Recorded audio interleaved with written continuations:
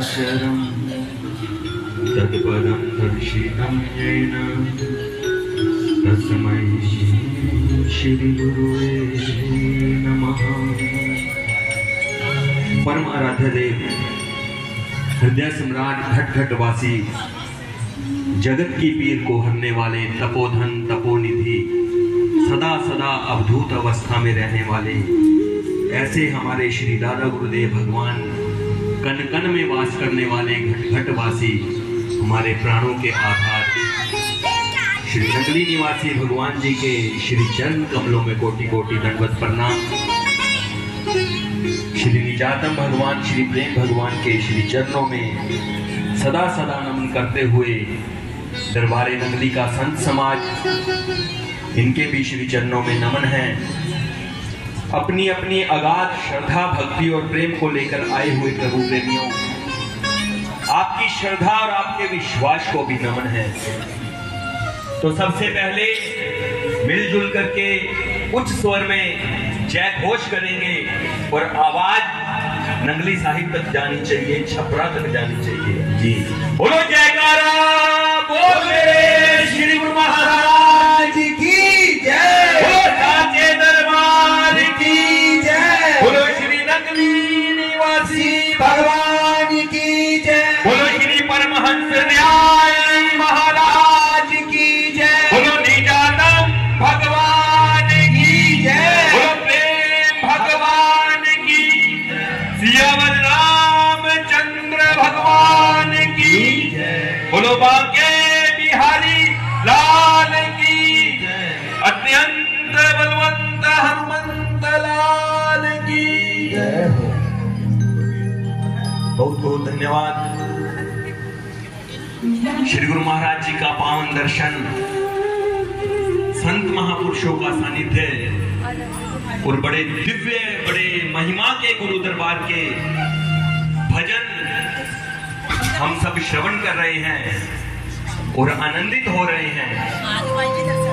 और एक बात तो ये सत्य है कि जब कोई भजन कीर्तन होता है, सत्संग का प्रवाह चलता है, भगवान के नाम का कीर्तन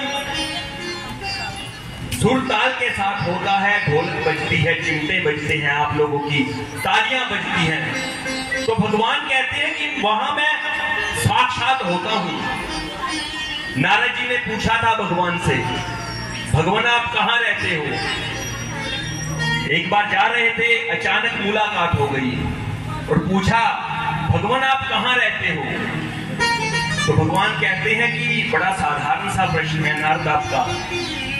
तो कहते नारद कि मैंने सुना है आप योगियों के दिलों के अंदर रहते हो, और कुछ लोग तो कहते हैं कि आपका जो वास है वो बैकुंठ में है।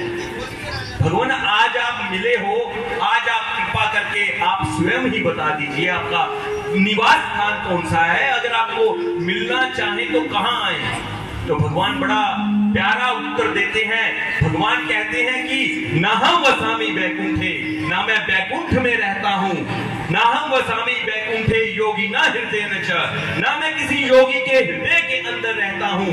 मद भक्ता यत्र गायन्ति, जहां जहां मेरे भक्त लोग इकट्ठे होकर के सामूहिक रूप में मेरे नाम की कथा करते हैं, मेरे नाम का कीर्तन करते हैं, मेरे नाम का गुणानुवाद करते हैं, मेरे नाम की ताली बजाते हैं, ढोलक बजाते हैं, चिमटा बजाते हैं, नाचते हैं, तत्तिष्ठामि नारदः, हे नारद वहां मैं साक्षात होता हूं किसी ना किसी रूप में।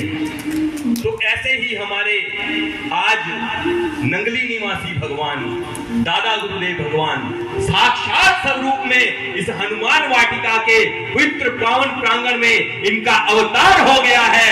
बोलो दादा गुरुदेव भगवान की जय। और वही आपको आनंदित कर रहे हैं। आज इतना आनंद तब बरसता है जब भगवान स्वयं आकर के आपको आनंदित करेंगे। तो बात चल रही थी सतगुरु मेरे हैं अवतारी और आ जाते हैं बनके संसारी। वो तो अवतार है भगवान का, और भगवान का अवतार जो होता है, या भगवान जो होते हैं उनको आने की कोई जरूरत नहीं होती इस संसार में। क्यों नहीं होती? क्योंकि वो भगवान है।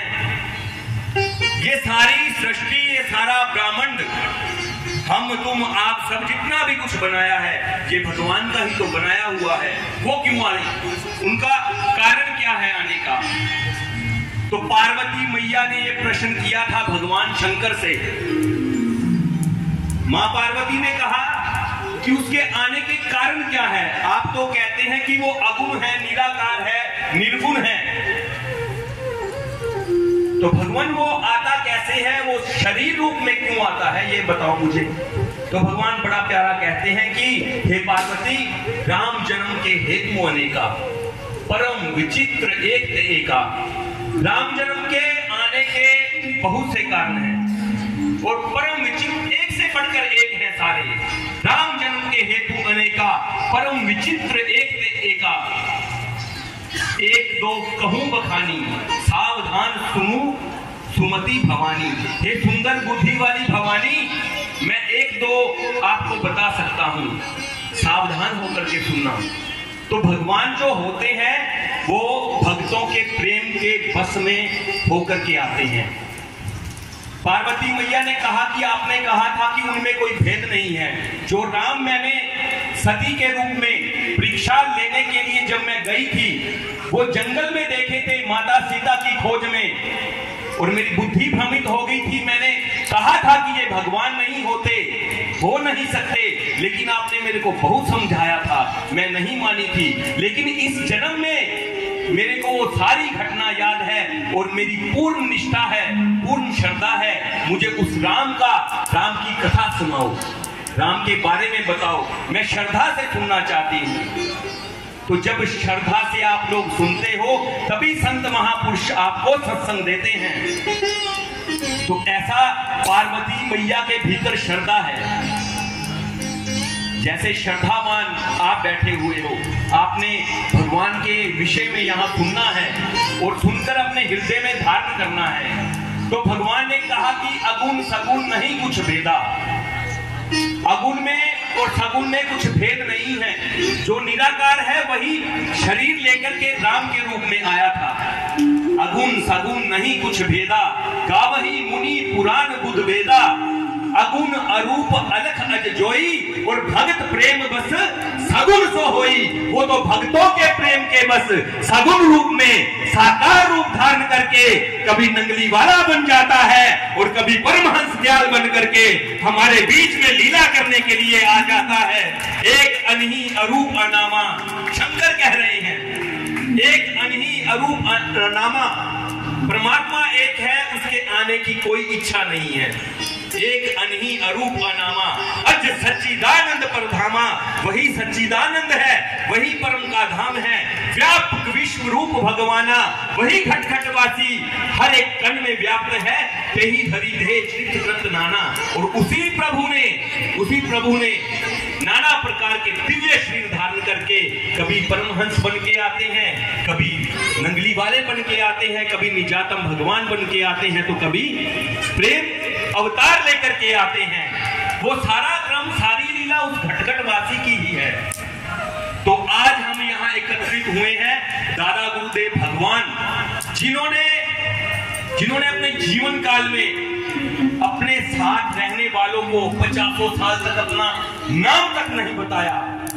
देखो कितनी बड़ी बात है। हम दो लोग आपस में मिलते हैं, 1 मिनट से पहले तो अपना नाम बताते हैं, परिचय बताते हैं, मुझे जाने लो। और जो बहुत से संत महात्मा होते हैं वो तो धड़ाधड़ बताते रहते हैं ताकि हमारे आने वाले समय में हमें पूजा जाए। लेकिन दादा गुरु महाराज जी का ऐसा स्वभाव, फक्कड़, बेगर्ज, बेधड़क, बेफिक्र, ऐसा स्वभाव, सदा सदा अवधूत नंग धड़ंग अवस्था में रहने वाले शंकर अवतार हमारे दादा गुरुदेव भगवान। जब वो इस धराधाम पर आए, अपने आसपास 50 साल तक किसी को नाम नहीं बताया, अपना जन्म स्थान नहीं बताया, अपना गांव तक नहीं बताया, और उसी प्रभु की ऐसी अद्भुत लीला देखिए, अपना मठ मंदिर स्थान कहीं बनाना पसंद नहीं किया। गुरु चेले के रूप में कोई बहुत बड़ा दल इकट्ठा नहीं किया और सदा ये कहा कि ना तो मैं किसी का गुरु हूं, बल्कि मैं तो खुद ही जमाने भर का चेला हूं। ये उपदेश वगैरह मैं नहीं करता, मेरे भीतर वो पूर्ण ब्रह्म, मेरे भीतर वो पूर्ण ब्रह्म गुरु रूप में आपको उपदेश करता है और आपके भीतर चेला बन करके सुन जाता है, श्रवण करता है। बस यही उसकी लीला है।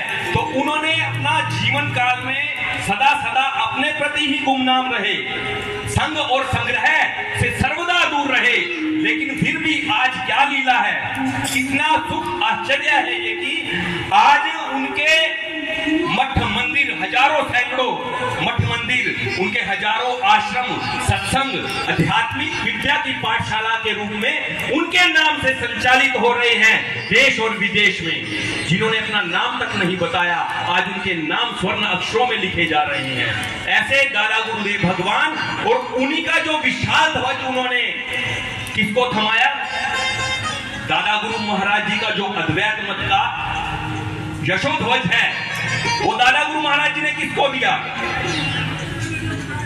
नंगली भगवान को। और उन्होंने ऐसा फहराया कि अद्वैत मत की ऐसी महिमा मंडित हुई, ऐसी महिमा मंडित हुई, आज देश विदेश में कोने कोने से श्रद्धालु जन नंगली धाम में आकर के नंगली वाले की महिमा का गुणगान करते हैं, वहां के चरणों की रज को प्राप्त करते हैं, अपने मस्तक पर धारण करते हैं। उनका जल इतना पवित्र है, 68 तीर्थों के फलों की प्राप्ति दे दी, वरदान दे दिया दादा गुरु महाराज जी ने। तपस्या की, और तपस्या से क्या होता है, शंकर कहते हैं कि तप बल रचई प्रपंच विधाता। तपस्या की शक्ति से ब्रह्मा सृष्टि करते हैं, तप बल विष्णु सकल जग त्राता। तपस्या की ही शक्ति से विष्णु पालन और पोषण करते हैं, तप बल शंभु करहि संहारा। तपस्या की ही शक्ति से शंकर इस सृष्टि का संहार करते हैं, और तप बल शेषु धरई महिभारा। और तपस्या की ही शक्ति से शेषनाग ने ये पृथ्वी अपने सर पर धारण की हुई है। इसीलिए हे पार्वती, तुम भी जाकर तप करो, तप आधार सब सृष्टि भवानी, करही जाई तप अस जिये जानी। तुम भी तप करो, और वही तप दादा गुरु महाराज जी ने किया। बक्सर के जंगल से शुरू होकर के रोहतास के जंगलों तक उनकी उस आध्यात्मिक अनुष्ठान की, उस तपस्या की पूर्ण आहुति हुई। वो 9 द्वारों को बंद करने के बाद अद्वैत में स्थापित हुए। वही तपस्या करने के लिए नंगली निवासी भगवान जी को आगरा में भेजा। ये लास्ट बात है स्वामी जी के बाद, आगरा में भेजा तपस्या करने के लिए, जाओ तुम भी जाकर के तप करो। एक धूना रमा करके दिया, एक स्वयं निर्मित गुफा थी, उस गुफा में बिठाया। और दादा गुरु महाराज जी ने बहुत दूर रखा अपने आप को नंगली निवासी भगवान जी से। जयपुर में रहे गुरु महाराज जी, आगरा की उस गुफा में उस धूने पर तपस्या की उन्होंने, लेकिन अंदर से अपने शिष्य का मार्ग प्रशस्त कर रहे थे। और ऐसी हालत हो गई उनकी, देखा नहीं जाता था। पक्षी उनके सिर के बाल नोच नोच करके अपने घोंसलों पर लगा लेते थे। इतनी कोमल अवस्था। स्थानीय लोगों ने देखा कि अब इनको टच कर देंगे तो इनका शरीर का मांस है वो झड़ जाएगा, सिर्फ हड्डियां रह जाएंगी। ऐसी एक चिट्ठी लिखी, दादा गुरु महाराज जी ने चिट्ठी पढ़ी, आंखों में आंसू आ गए दादा गुरु महाराज जी। वहां वरदान दिया, उसी रोज अखंड समाधि में कुछ अद्भुत रूप में लीन हुए। इस घनघोर तपस्या को देख देख सेवक जन दुखिया दीन हुए। नीम के पत्ते खा खा कर गुजरान किया, शरीर सूख कर कांटा हुआ, सब दर्शक गण को हैरान किया। एक पाती नगला वालों की जो गई परमहंस जी के पास, इस घनघोर तपस्या ने प्रभु जी हम सबको किया है सख्त उदास। तब परमहंस जी रो ही पड़े और सेवकों को यूं फरमाया, लो पढ़ो पत्रिका आप भी जो नगला से है आया।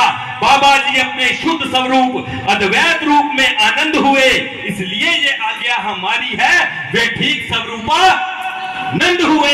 ये मेरे उत्तराधिकारी हैं, दादा गुरुदेव भगवान कह रहे हैं, ये मेरे उत्तराधिकारी हैं और पूर्ण शक्तिशाली हैं। और नानक कबीर राम कृष्ण की भांति ये सारे जग के वाली हैं, ये सारे जग के वाली हैं, ये सारे ही जग के वाली हैं।